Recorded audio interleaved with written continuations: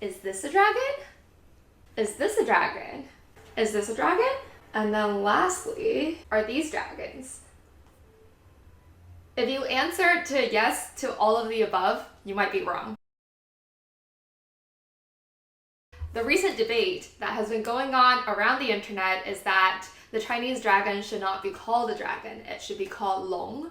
A lot of people have been talking about it more from a cultural and political aspect, but I think from my standing, I think of it as a very interesting rebrand opportunity of a cultural icon from something that it's mislabeled before and really taking back ownership of that concept and renaming it and rebranding it as something that's truly their own for people of Chinese descent and Chinese culture. Before we start, hi, I'm Christine. I'm a brand strategist in New York City. This is not really what I do typically, but I think it's really interesting to view cultural aspects from a branding perspective because as brand experts would always say, everything is related to the brand. So let's dive in.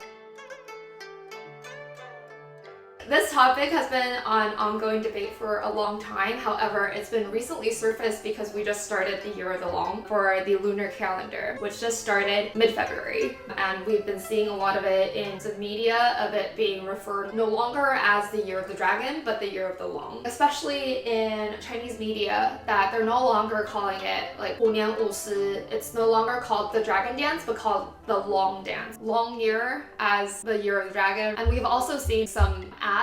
For example, Huawei. If you are interested, I'll link it down below and you can check it out. There's a lot of things that has been resurfacing this rebranding the Chinese dragon to Loong.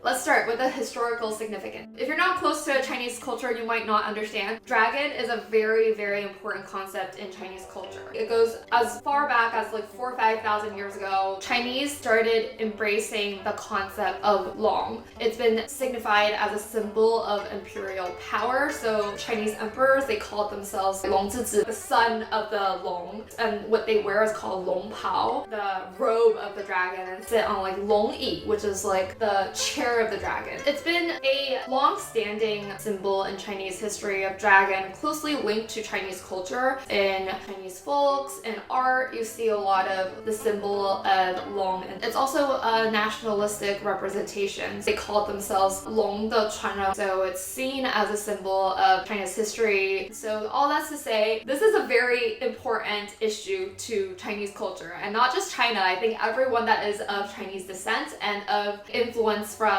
ancient Chinese culture. So let's talk about the difference between the Western and Chinese dragon. These are very different creatures. Western dragons usually are depicted with wings, they're depicted kind of standing up, they're fire breathing, and more of a, I guess, maleficent view. In terms of Loong and the Chinese concept, it is very much the exact opposite. It's represented as a symbol of wisdom, of intelligence, of benevolence. Loongs are there to help and look over the people. So Chinese people, Chinese cultural descendants really respect and see it as a positive light of something that is bringing peace and bringing good luck. It's very different because you see the Western dragons breathing fire, you see them wreaking havoc. However, the Chinese dragon, they're here to, I think maybe like the Legend of Zelda, when you see a dragon, you're like, oh my goodness, that's so cool. It's a symbol of good luck. It's a positive association. However, if you're seeing like Harry Potter, when Harry was fighting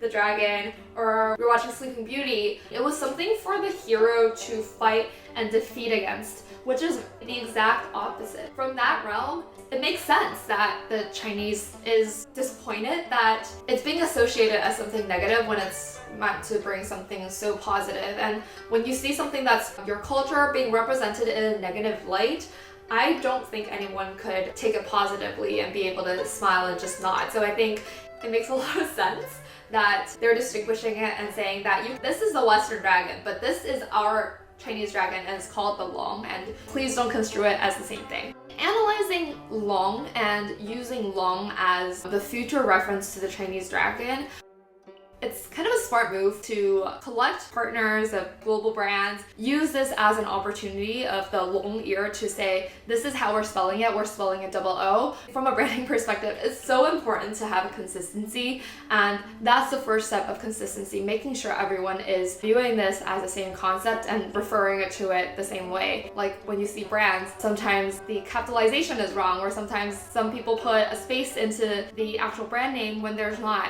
That really messes up with the brand consistency and the brand concept. So I think from that realm, going hard and saying that this is the year of the Loong and it's Loong and not anything else, I think it's a very smart move. From the other perspective is that I think historically in Chinese culture, or even me as a Taiwanese, we translate it to English and we don't keep the phonetic pronunciation of it in many instances, and that really loses a lot of meaning when you translate something. I think that's definitely the case with the Chinese dragon because of all the reasons I just mentioned.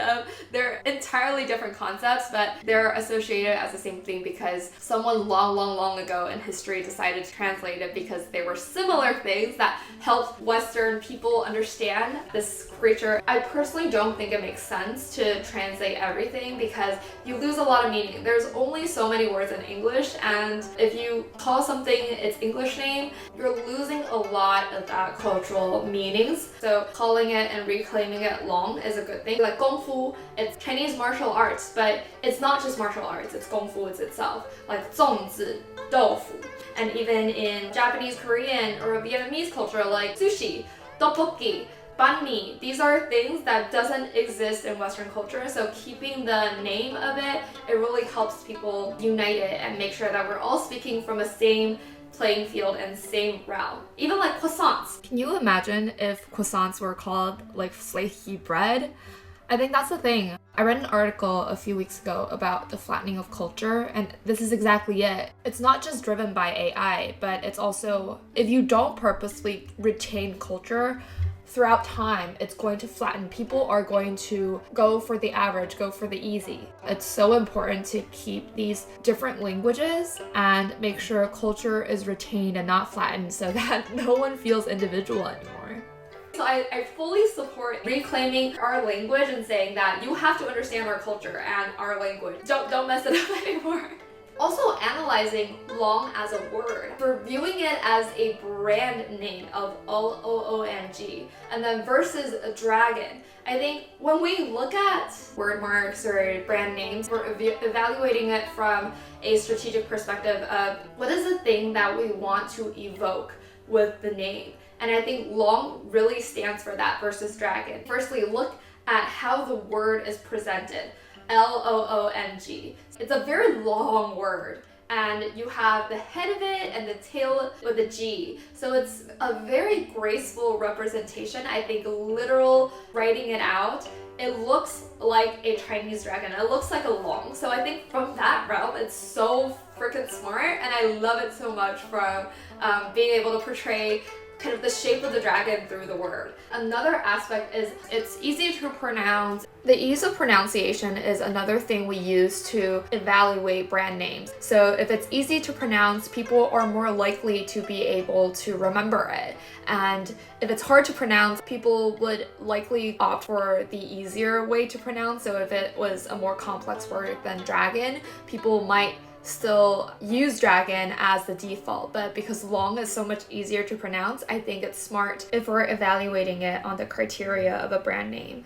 Loong, if you take out one O, it's long. It symbolizes something that's very long, and that's a dragon. And adding another O to it is like adding the length to the words, making it longer. And also with dragon, it symbolizes prosperity, it symbolizes living a long time, it symbolizes a lot of good peace. So I think all of that really comes from just the shape of the word, if you're looking at it from a brand perspective. There was a Weixin or WeChat account that did some public research about what is the public's acceptance of Loong versus dragon. Over 90% of people chose Loong over dragon. I guess there's a selection and sample bias because this was surveyed from a Chinese audience. However, it goes to say that if this is something that's our culture. We need to take advantage of it and owning it. It's kind of like when you're establishing a company brand. It's meant as a measure to unite internal employees. So I think from that realm, it's also using Loong as a measure to unite people of Chinese cultural descent to own its culture and rally behind something that no one can really dislike against. Another aspect of this is that when you're introducing a new concept, there always will be confusion, and that's the same thing as introducing a new brand, which we've seen. So in the beginning of introducing something new, there has to be a period of education and making sure that there is a public understanding of it before you go out there and take a twist to it, because if it's not cemented in everyone's minds, I think it's just gonna cause confusion. So I think it's a great thing that they're doing it from this year, and I kind of look forward to more things coming out, more campaigns, more products, more everything coming out that's really fully embracing Loong and educating the world on Loong as the new official name that we're calling the Chinese dragon. And I personally think there's too much negativity that has been associated in media of saying that this is a political move. I don't know if it's true, but even if it is, so what? It is a movement that is going to spread cultural diversity. It is going to spread the unity and coherence of bringing together cultures. It is something that I think has been missing for a long time. When we're selling something that is of our culture, we diminish it in a way and try to translate it. And there's a lot of meaning that is lost. And I hate to see that. So I really love how this has been a trend recently of taking back ownership. And I look forward to it because this is a challenge that I've been seeing at work too. When we're working with more APAC companies, some of them do have also English translated names of their company, like Taijidian is called TSMC, Taiwan Semiconductors Company. I don't know if that's a good example, but that's just the first thing that came to mind of companies that when they're trying to enter into the Western market, renaming or adopting a westernized name to make it easier for people to understand.